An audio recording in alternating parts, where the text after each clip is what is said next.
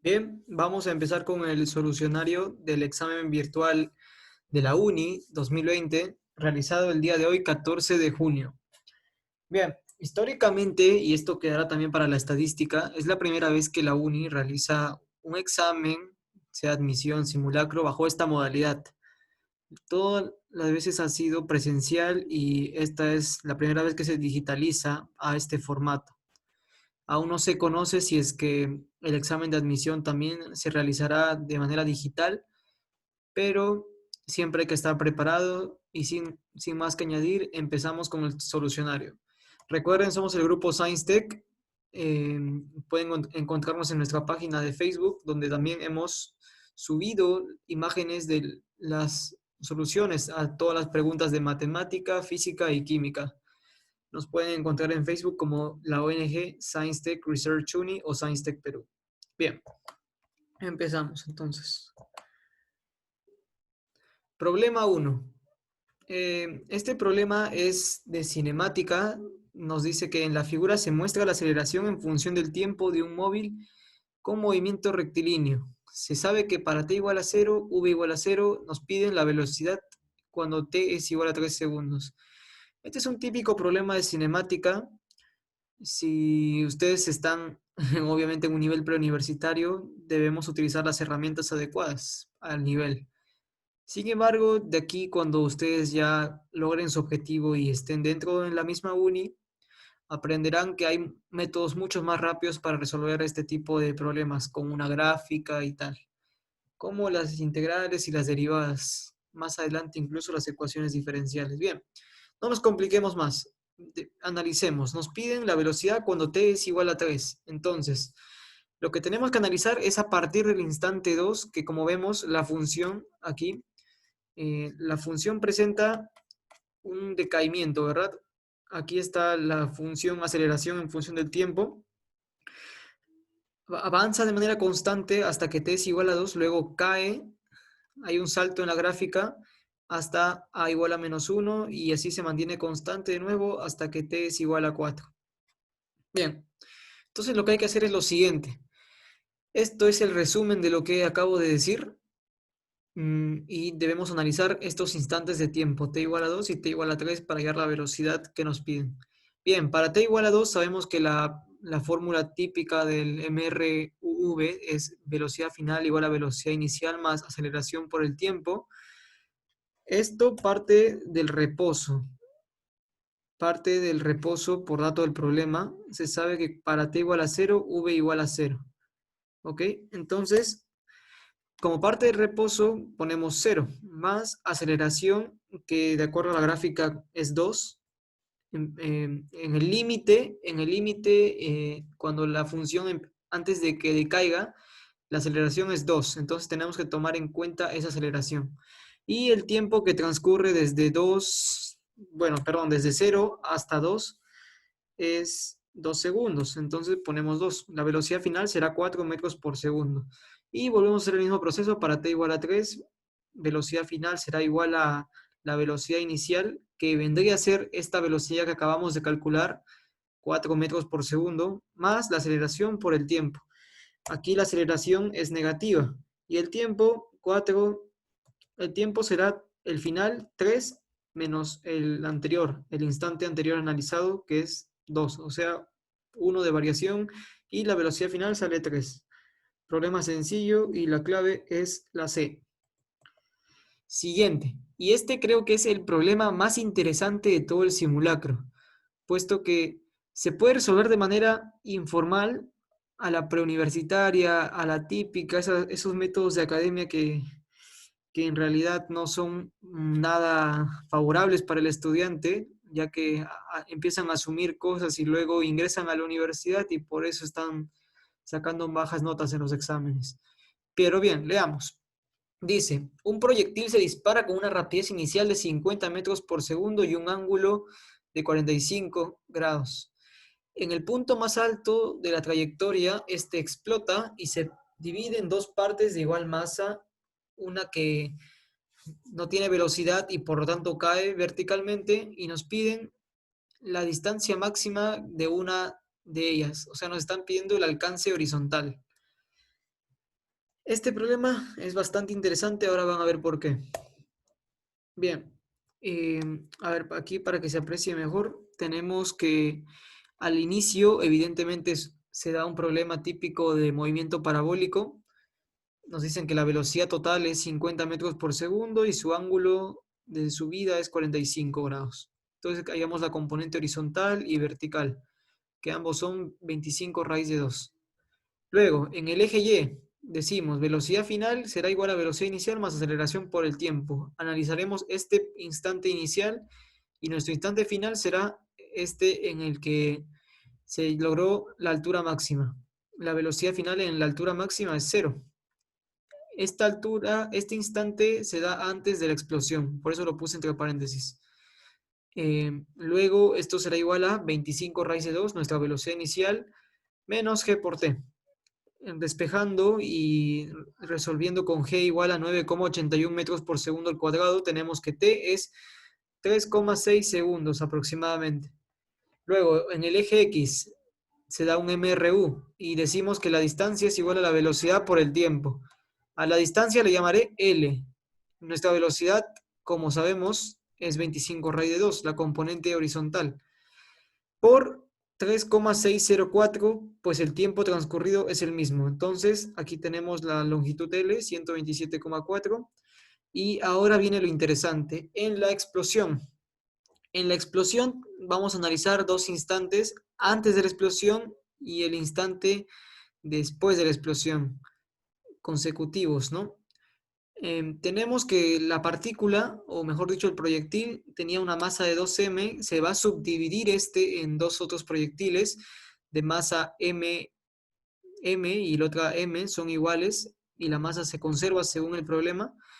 Y teníamos que la velocidad de la masa 2m era 25 raíz de 2. Ahora, por conservación de la cantidad de movimiento, vamos a hallar la velocidad, la componente horizontal de la velocidad de la partícula que por dato del problema no continúa su trayectoria. Es decir, no alcanza una velocidad cero, porque según el problema, esta partícula de aquí abajo termina con velocidad cero y por lo tanto cae verticalmente por la aceleración de la gravedad. Entonces, por conservación de la cantidad de movimiento, tenemos que, recuerden que el momento lineal es la masa por la velocidad, vectorialmente hablando. Así que trabajamos así. 2m por 25 raíz de 2 será igual a la suma de los momentos lineales de estas dos partículas, que es m por u sub x, yo le llamo así a la velocidad horizontal, más m por 0. Resolviendo tenemos que ux es igual a 50 raíz de 2. Recuerden que m se va a cancelar, pues la proporción es de 2 a 1. Luego, tenemos, considerando la conservación del momento lineal durante toda la trayectoria con las masas m1 y m2 tras la explosión del proyectil en el eje X. Vamos a evaluar el eje X. Aquí viene lo interesante, que muchas academias, he visto en Facebook, que lo que han hecho aquí es que ellos han asumido que el tiempo de subida, si uno que aquí el proyectil empieza a subir, el tiempo de subida es 3,604. Lo que han asumido es que el tiempo de bajada va a ser exactamente el mismo, lo cual es completamente incorrecto. Cualquier profesor de la universidad, de la uni como particularmente los míos, definitivamente esto, si tú haces así, no te lo van a considerar, porque no tiene ningún sentido, estás asumiendo. Ellos usan como sustento, dicen, ya, la altura es la misma para la bajada, ¿sí o no? La altura máxima. Entonces, si la altura máxima es la misma, fácil, el tiempo de bajada también será el mismo. ¿Saben qué cosa no han tomado en cuenta? Lo que no han tomado en cuenta es que cuando se habla del tiempo de subida es igual al tiempo de bajada, nos referimos cuando la partícula realiza una trayectoria parabólica perfecta. Si no es una parábola perfecta, es decir, simétrica tanto por la izquierda como por la derecha, esto no se va a cumplir. ¿Y cómo nos damos cuenta que esta parábola no va a ser perfecta? Esto es muy sencillo, debido a que usualmente en un movimiento parabólico, cuando llegamos al tope en el eje Y, es decir, la altura máxima, la velocidad tanto perdón, la velocidad vertical se hace nula, ¿cierto? La velocidad horizontal sigue siendo la misma, constante. Pero el punto está en que la velocidad en el eje Y es cero. En este caso no tenemos ningún sustento para decir que la velocidad en el eje Y es cero. No podríamos afirmarlo. Entonces, tenemos que demostrar eso para decir que el tiempo es 3,604. Demostrarlo puede ser muy tedioso en realidad, y eso es lo que vamos a hacer.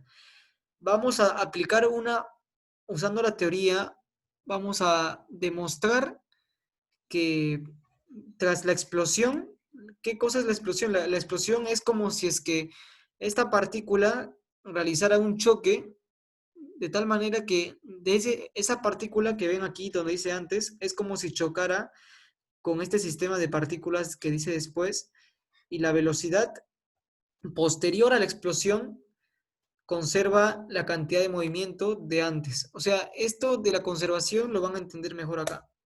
A ver, decimos, ¿no? Que la cantidad de movimiento, momento lineal en el eje X es constante. Eso lo sabemos por teoría. Y por lo tanto, sabemos que el centro de masa de tanto el sistema, es decir, ambas partículas, y yo le llamo M1 y M2, es igual al centro de masa de la parábola, que consiste en lo que inicialmente se tenía, es decir, esto.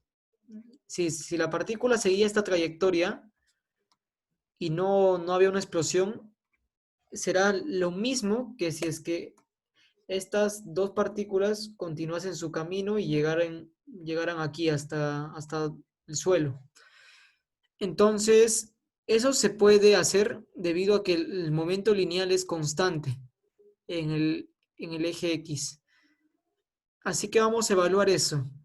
Eh, teníamos, ¿no?, que la partícula lograba hacer un alcance horizontal L hasta la mitad de su trayectoria, así que para la otra mitad también será L, por simetría. Esto es en el caso de que el proyectil realice una parábola perfecta, pero sabemos que no es así. Sin embargo, el choque en realidad no tiene ninguna influencia en el centro de masa. De hecho, para el centro de masa, debido a que la cantidad de movimiento se mantiene constante, es como si nunca hubiese existido una explosión. La explosión donde sí afecta es a la energía. Si empezamos a analizar energía, entonces ahí sí que tenemos que tener en cuenta el choque, perdón, la explosión. Entonces podemos hacer lo siguiente, comparar centros de masa y ahora evaluamos el de abajo. Tenemos dos partículas, ya que se subdividió. Una que le puse M1 y M2, con centros de masa en el eje X, X1 y X2. Entonces, ¿cómo hallamos el centro de masa? Como un promedio ponderado de las masas, ¿verdad? Es súper sencillo. M1 por la posición de la masa 1 más M2 por la posición de la masa 2 sobre la suma de masas nos debe dar igual al centro de masa, ¿verdad? ¿Y por qué lo igualamos a 2L?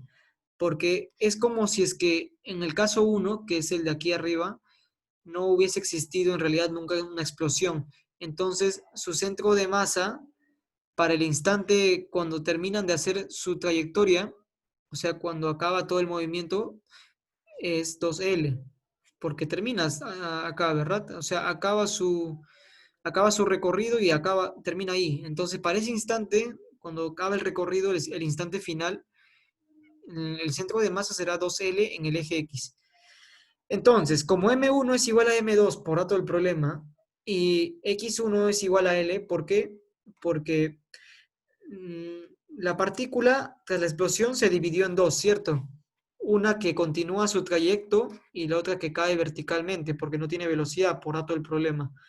Entonces, esta partícula, como cae verticalmente, está cayendo en X1. Pero recordemos, ¿en qué momento ocurrió la explosión? La explosión ocurre cuando la partícula está en la altura máxima, o sea, llega al tope, aquí donde la pendiente es cero. Entonces, por eso consideramos X1 igual a L, porque previamente ya habíamos calculado el alcance horizontal, que era L. O sea, en este momento empieza a caer y su centro de masa, al finalizar todo el movimiento, será en el eje X, L. Así que L y ahora decimos, ¿no? X2 debe ser igual a, operando, pasa esto que sería como 2 a multiplicar, esto dividiría, perdón, restaría, y tendríamos 4L menos L, X2 será igual a 3L, simplificando la proporción M1 igual a M2. Y como X2 es igual a 3L, recuerden que ya teníamos L que era 127,421, lo reemplazamos aquí y finalmente tendremos de respuesta X2 igual a 382,26. Entonces, esa sería la respuesta del problema. Nos piden el alcance máximo de una de las partículas.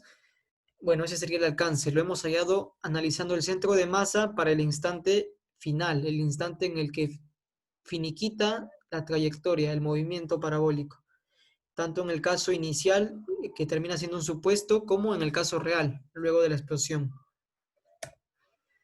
Siguiente problema, un poco más sencillo este. Nos dan un bloque donde actúa una fuerza en diagonal, el ángulo es dato, 30 grados, el ángulo de cadencia. Nos dicen que el trabajo que realiza la fuerza F para trasladar el bloque a una distancia de 20 metros es 200 raíz de 3 joules. Y además, el coeficiente de rozamiento cinético es 0,173. Nos piden el peso del bloque en Newton. Esto es bastante sencillo, la verdad. Como la velocidad es constante, por dato del problema hay un equilibrio, ahí está, se desliza horizontalmente con velocidad constante. ¿Qué quiere decir entonces? Que no hay aceleración, la velocidad es constante. Luego, el trabajo también es dato. El trabajo es 200 raíz de 3 y ustedes por su teoría a nivel pre saben que el trabajo es la fuerza por la distancia, ¿verdad? En realidad esto no es tanto así, sino que el trabajo, como ven, el cubo o el cuerpo este se mueve horizontalmente. Entonces, ya que el desplazamiento es horizontal, esto se debe a la fuerza horizontal, es decir, a la componente horizontal de la fuerza F. Entonces, la fuerza Y no realiza ningún trabajo. Esto lo pueden entender mejor cuando ustedes hablan de que el trabajo es la integral de la fuerza por un diferencial de desplazamiento o de superficie. Entonces, la integral es, el trabajo es la integral del producto escalar entre la fuerza y el desplazamiento. Entonces, esto explica, ¿no? Que el producto escalar, recuerden que incluye al coseno. Y en este caso, la fuerza X con el desplazamiento de la caja, que también es horizontal, forman un ángulo de 0 grados. Entonces, el coseno de 0 es 1. Por eso es que, como tal, ¿no? Fuerza por distancia. Sin embargo, la componente vertical de la fuerza forma con el desplazamiento de la caja, el vector de desplazamiento, un ángulo de 90 grados y el coseno de 90 es 0. Por eso que se considera el trabajo 0, el trabajo de la fuerza vertical. Entonces, nos quedamos con esto, Fx por D. ¿Cuánto es el desplazamiento? Bueno, el módulo del desplazamiento, distancia, es 20 metros. Y despejando, tenemos que la fuerza en el eje X es 10 raíz de 3. Por triángulo notable podemos calcular fácilmente la fuerza, la componente, el módulo de la componente Y de la fuerza F, que vendría a ser 10, usando los triángulos notables de 30 y 60. Luego, aquí hay un error. Acá no es suma de fuerzas en realidad. Lo que se está haciendo es la condición de equilibrio para la rotación. Eh, Aquí tenemos que analizar esto, perdonen. De hecho, aquí sí se cumple la condición de Newton. La suma de fuerzas es igual a 0, por tanto el problema hay un equilibrio. Entonces, la fuerza que se sumarían sería, vamos a analizar primero aquí en el eje X, la única fuerza que actúa es el rozamiento es igual a mu por n, donde n es la normal y mu coeficiente de rozamiento cinético. Reemplazando datos, simplemente hallamos que n es igual a 100 aproximadamente. Entonces, en el eje Y también hay un equilibrio de fuerzas y entonces el peso o mg será igual a la resta entre n, que es la normal, menos la fuerza, la componente vertical de la fuerza F, y mg será igual a 100 menos 10. Recuerden que Fy lo que vamos a hallar es 10 y la fuerza normal es 100 en módulo. Son fuerzas verticales las que estamos analizando. Finalmente el peso resulta ser 90 grados, 90 newton. Luego, este sí nos habla de rotación y nos habla de torque, por lo tanto. Nos dicen que se tiene este sistema dinámico donde la relación entre las masas es de 1 a 2, entre M2 y M1. Nos dan las distancias desde el punto que se va a analizar la rotación, el punto A, hasta el punto B es 5 y hasta el punto C es 2 metros. El ángulo es B, beta. Nos piden este ángulo en el instante en el que se cumple esta relación que mencioné al comienzo, que M2 es a M1 como 1 es a 2. Recuerden que dice que puede rotar el sistema, puede rotar en un plano vertical alrededor del punto A. Entonces simplemente hacemos esto. Teniendo la relación de masas, decimos que la suma de torques debe ser igual a 0. Entonces tenemos que la fuerza, vamos a analizar las fuerzas que son verticales. Entonces, analizando, tenemos que para el bloque 1, la fuerza es mg. Estamos analizando el sistema, ¿ok? El sistema que incluye a M1 como a M2. Entonces, para M1 tenemos que la fuerza es mg y para M2 será 2mg, la fuerza, el peso. Ahora, ¿cuál es el brazo palanca? El brazo palanca es aquel que se mide desde el punto con el cual se tiene de referencia la rotación hasta que, la línea de acción de la fuerza sea perpendicular con una línea que pase por el punto de referencia, o sea, A. Entonces tiene que la distancia o brazo palanca es 5 coseno de beta. Igualmente para M2 será 2 seno de beta, teniendo los datos, ¿no? Sabemos que forman 90 grados, entonces el beta de aquí, de ese triángulo, pasa al otro triángulo.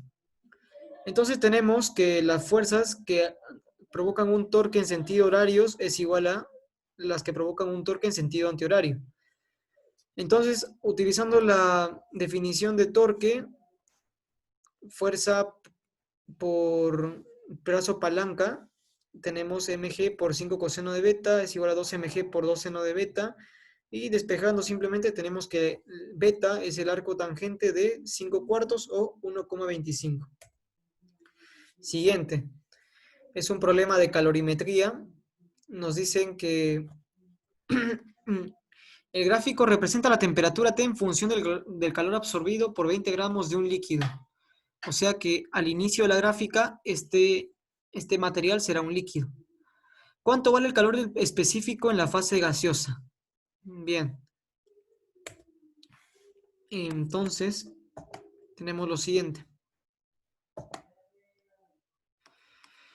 Primero, hay tres fases. Cuando la temperatura empieza a elevarse y se empieza a ganar calor, obviamente, esto le llamo fase 1. Luego, cuando la temperatura se mantiene constante debido a que estamos en un proceso de cambio de estado, yo le llamo fase 2.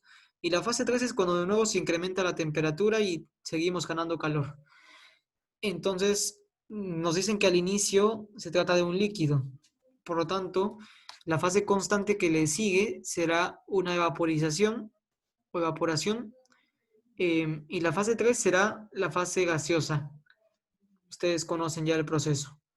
Analizando solamente el instante 3, debido a que nos piden eso, cuánto vale el calor específico de la fase gaseosa, solo tenemos que analizar la fase 3. Recordando la fórmula de calorimetría, calor específico por masa por variación de temperatura. Y analizando el gráfico tenemos que el calor ganado en esta fase, solo en esta fase, será 4.000 calorías menos 3.000 calorías. El calor específico es lo que nos piden. La masa por dato es 20 gramos. Y la variación de tiempo la de aquí. Es como hallar la pendiente de esta recta en realidad, ya que la pendiente de esta recta, desde este punto hasta el que está más arriba, nos da en realidad la variación de temperatura entre la variación de calor. Pueden utilizar eso también. Y simplemente despejando tenemos que el calor específico es 1,25 calorías sobre gramos por grado Celsius. Ahora, problema 6, experimento del efecto fotoeléctrico. Vean el enunciado, lo pueden leer y se darán cuenta que nos hablan de dos frecuencias, la frecuencia del rayo de luz y además la frecuencia de el sodio, que además nos dicen que es la frecuencia umbral. Recordemos, ¿qué cosa es la frecuencia umbral? Para esto tenemos también que mencionar que el efecto fotoeléctrico se basa en que vamos a emitir luz a un metal en su estado sólido, emitimos la luz y a partir de esa emisión de luz se genera una energía. Esta energía provoca que los electrones se exciten, los electrones del metal. Entonces, habrán ciertos electrones que van a intentar escapar de la superficie metálica. Para esto van a tener primero que haber realizado un trabajo, obviamente.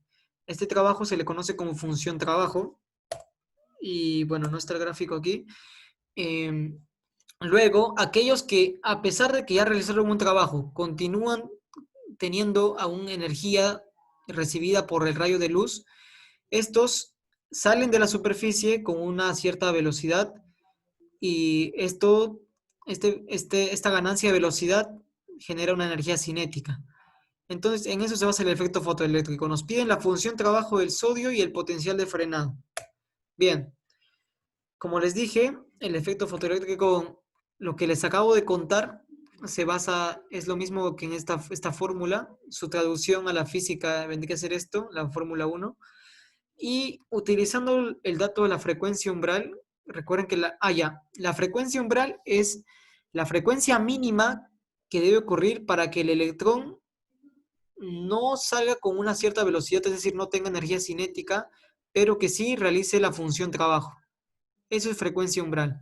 Entonces, la energía cinética será cero y utilizando la frecuencia umbral tenemos que el hc sobre lambda, recuerden C sobre lambda es igual a F, o sea, frecuencia, h por frecuencia umbral será igual a función trabajo. La función trabajo es igual a, reemplazando el valor de h, la constante de Planck, 6,63 por 10 a la menos 34, por F, que es 5,5 por 10 a la 14.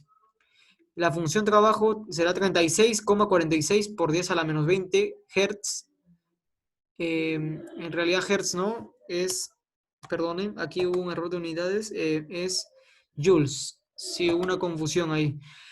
Ahora, para el potencial de frenado, ¿qué tenemos? Tenemos que analizar cuando la frecuencia de la luz es el dato que nos dan, la frecuencia de la luz ultravioleta, si no me equivoco. Entonces, H por la frecuencia de la luz ultravioleta será igual a la función trabajo más la energía cinética máxima. La constante de Planck sigue siendo la que ya mostramos arriba. La frecuencia de la luz es dato. La función trabajo ya la acabamos de calcular aquí. Recuerden que es joules, no hertz. Así que lo colocamos en la ecuación y hallaremos la energía cinética máxima. La energía cinética máxima restando y multiplicando saldrá 16,24 por 10 a la menos 19. Y recuerden que el potencial de frenado se define como el cociente entre la energía cinética máxima y la carga básica. Carga básica, en otras palabras, quiere decir carga del electrón. Entonces, aquí no consideramos el signo en realidad, así que solamente pasamos a dividir esto. Les dije que era el cociente, ¿no? Eso es porque ya de frente estoy tomando el E, que yo le llamo carga básica, también llamada carga del electrón, dividido con la energía cinética. Entonces será un cociente. O la fórmula que dice que energía cinética máxima es igual a E por VF, donde VF es potencial de frenado. Así que dividiendo entre el valor de la carga del electrón, que es 1,6 por 10 a la menos 19, todos lo sabemos, tenemos que el potencial de frenado es 10,14 voltios. Siguiente problema, y este es el último. Este problema es el más fácil de todos, la verdad. Yo no sé por qué la uni está preguntando preguntas, está preguntando problemas tan sencillos, la verdad. O sea, esto de verdad no parece incluso ni siquiera de la uni, pero bueno. Bien, nos dan de dato prácticamente todo y nos piden lo más sencillo, la fuerza neta. Tenemos una carga 1,6 por 10 a la menos 3 Coulomb. La magnitud del campo eléctrico es dato. La magnitud del campo magnético es dato. Además se sabe que son uniformes. Nos dan las magnitudes y adicionalmente nos dan también la velocidad que es 1,5 por 10 a la 6 metros por segundo. Nos dan todos los datos posibles. Solamente nos piden la fuerza neta. Eso es sencillo. Aquí para hacerlo más interesante, les doy una anotación que a esta fuerza neta, cuando hablamos en problemas de electromagnetismo, a esta fuerza neta se le llama fuerza de Lorentz, que consiste en la suma vectorial de la fuerza debido al campo eléctrico más la fuerza debido al campo magnético, que además, por dato, en este caso también son perpendiculares a la velocidad. Entonces, tenemos que la fuerza, el módulo de la fuerza N será la raíz cuadrada de las componentes de dicha fuerza, que sus componentes son fuerza eléctrica y fuerza magnética. Entonces, tenemos que la fuerza eléctrica vectorial es igual a la carga por el vector campo eléctrico, la fuerza magnética es la carga por el producto vectorial entre la velocidad y el campo magnético. Y hallando la fuerza eléctrica tenemos que será la carga por el campo, el módulo del campo magnético, o sea 4,8 newton. La fuerza magnética será, analizando un módulo nada más, será, recuerden, producto vectorial involucra seno de teta, Q por V por B por el seno de teta, donde teta es el ángulo formado entre la velocidad y el vector campo magnético. Para el instante que nos piden, nos dicen que el vector velocidad es perpendicular a ambos campos, entonces el seno será de 90 grados, que es 1. Reemplazando datos, que todo ya está en el enunciado, súper sencillo. Entonces la fuerza magnética será 2,4 newton y finalmente el módulo de la fuerza neta será la raíz cuadrada de sus componentes. Estas componentes son 4,8 y 2,4 newton. Elevando al cuadrado y sacando raíz tenemos la clave 5,36 newton, el módulo de la fuerza neta.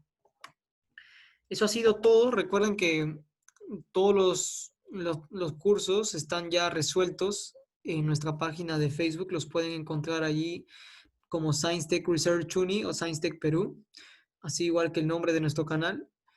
Y cualquier consulta la ponen en los comentarios, estaré atento y podré responder sus dudas. Espero que les haya servido y muchos éxitos espero que les haya ido bien y mucho éxito en sus resultados. Veremos si es que el examen de admisión termina siendo así, bajo esta modalidad, que es la mayor duda que creo que todos tenemos. Eso ha sido todo y hasta luego.